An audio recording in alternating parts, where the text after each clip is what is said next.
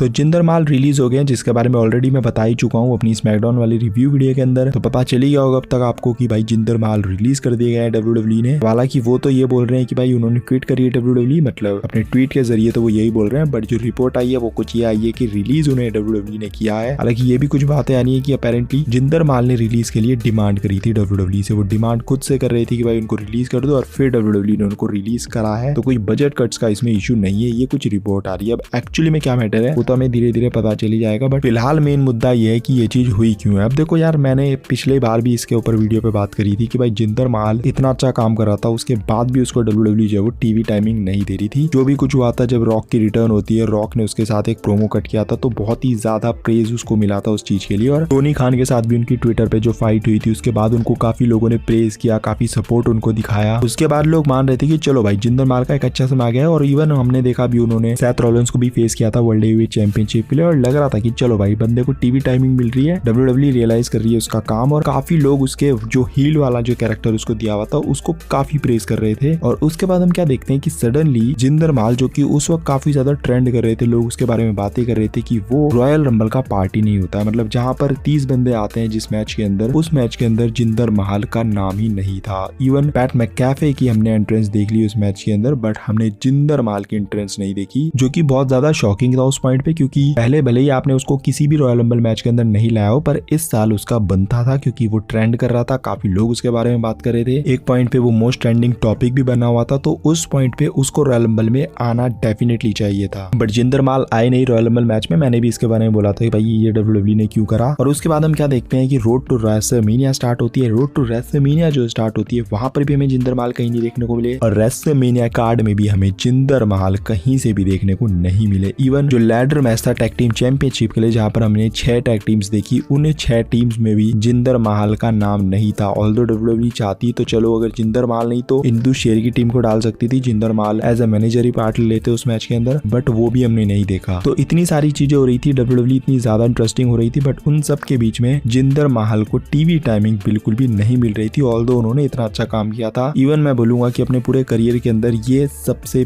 Peak time था उनका जो था, और इस वक्त उनको टीवी टाइमिंग डेफिनेटली मिलनी चाहिए थी, क्योंकि इस वक्त वो मोमेंटम उनको मिला हुआ था, और उस मोमेंटम को डब्ल्यूडब्ल्यूई ने गवा दिया। अब इन सब चीजों के बाद देखो यार, अगर जिंदर महल ने रिलीज की डिमांड करी है, तो ये सारी चीजें होने के बाद आई फील लाइक कि भाई अगर ये सारी चीजें आपके साथ हो रही है, तो फिर तो आप रिलीज की डिमांड करोगे ही करोगे, अगर मतलब आपने रिलीज की डिमांड करी है। बट अगर आपने रिलीज की डिमांड नहीं करी और तब रिलीज किया है उनको, तो फिर वो भी काफी ज्यादा शॉकिंग नजर आ रहा है। क्योंकि जिंदर महल भाई डिजर्व तो करता था कंपनी के अंदर, मतलब मैं ये नहीं मान सकता कि जिंदर महल इस कंपनी में डिजर्व नहीं करता है आज की डेट में काम। इवन मैं ये भी देख रहा हूँ कि जो अमेरिकन फैंस है रेसलिंग के, वो भी जिंदर महल को सपोर्ट कर रहे हैं। इवन जब ये न्यूज बाहर आई तो उन्होंने बोला कि भाई तुम्हारे आधे से ज्यादा रोस्टर के पास इतने अच्छे प्रोमो स्किल्स नहीं है जो जिंदर महल के हैं। तो मतलब काफी लोग जो है वो प्रेज कर रहे हैं जिंदर महल को कि जिंदर महल को निकालना नहीं चाहिए था डब्ल्यूडब्ल्यूई को। और अब डेफिनेटली ये सारी चीजें हो गई है, तो अब हमको पता ही है कि क्या होने वाला है। अब वो AEW के अंदर जाने वाले हैं या TNA के अंदर जाने वाले हैं, और वहां पर वो अपनी चीजें करेंगे। तो कहीं ना कहीं एक ब्लेसिंग इन डिस्गाइज भी हो सकता है उनके लिए कि वो बाहर जाएंगे, दूसरी प्रमोशंस के अंदर जाएंगे, डेफिनेटली वहां पर उनको अच्छी बुकिंग मिलेगी, क्योंकि फॉर्मर डब्ल्यूडब्ल्यूई चैंपियन वो है और काम वो अच्छा करते हैं। तो जिस भी प्रमोशन में वो जाएंगे तो अच्छी बुकिंग उनको मिलेगी, एक बड़ा ब्रांड, एक अच्छा नाम वो बन सकते हैं। और उसके बाद फिर वापस डब्ल्यूडब्ल्यूई के अंदर जब वो आए तो एक बड़े नाम के साथ आए और एक अच्छे पुश के साथ आए। तो हो सकता है कि ये जो रिलीज उनको किया गया है, अभी भले ही हमें बुरा लग रहा होगा जितने भी इंडियन फैंस हैं, बट हो सकता है कि एक ब्लेसिंग इन डिस्गाइज हो उनके लिए। इन फ्यूचर वो और ज्यादा बड़े सुपरस्टार बन के वापस आए डब्ल्यूडब्ल्यूई के अंदर, जो कि उन्हीं के लिए ही अच्छा रहेगा। ये सेम चीज मैंने बोली थी डॉल्फ जिगलर के लिए कि डॉल्फ जिगलर के लिए अच्छा हुआ कि उसको रिलीज मिल गई। अब वो दूसरे प्रमोशन में जाके अच्छा काम करेगा, अच्छा ब्रांड बन के वापस आ सकता है, तो वो उसके लिए बढ़िया है। अदरवाइज डब्ल्यूडब्ल्यूई उसका कचरा ही कर रही थी। तो सिमिलर जिंदर महल को तो टीवी टाइमिंग ही नहीं मिल रही थी, तो दूसरे प्रमोशन में जाकर अच्छी बुकिंग मिलेगी, अच्छा ब्रांड वो बनेगा, अच्छा नाम वो कमाएगा वहां पर। उसके बाद वो वापस आता है डब्ल्यूडब्ल्यूई के अंदर, तो वो उसके लिए बेटर है। अदरवाइज वो बैक स्टेज में बैठा हुआ है, टीवी टाइमिंग उसको मिल नहीं रही है, कभी रैंडमली एक आधे शोज में आ जा रहे हैं और फिर चले जा रहे हैं, फिर महीनों तक गायब हो रहे हैं। तो इन सब चीजों से बेटर है कि किसी और प्रमोशन में जाए जहां पर उसको टीवी टाइमिंग मिले, अच्छा नाम बने, अच्छा ब्रांड बने, और फिर वापस आए डब्ल्यूडब्ल्यूई के अंदर एक बैंग के साथ। तो मैं तो यही होप करूंगा इस वक्त जिंदर महल के लिए, बिकॉज डेफिनेटली डब्ल्यूडब्ल्यूई के अंदर डिजर्व तो वो करता है, जो कि अभी भले ही ना हो डब्ल्यूडब्ल्यूई के साथ, बट फ्यूचर में वो डब्ल्यूडब्ल्यूई के साथ आपको डेफिनेटली देखने को मिलने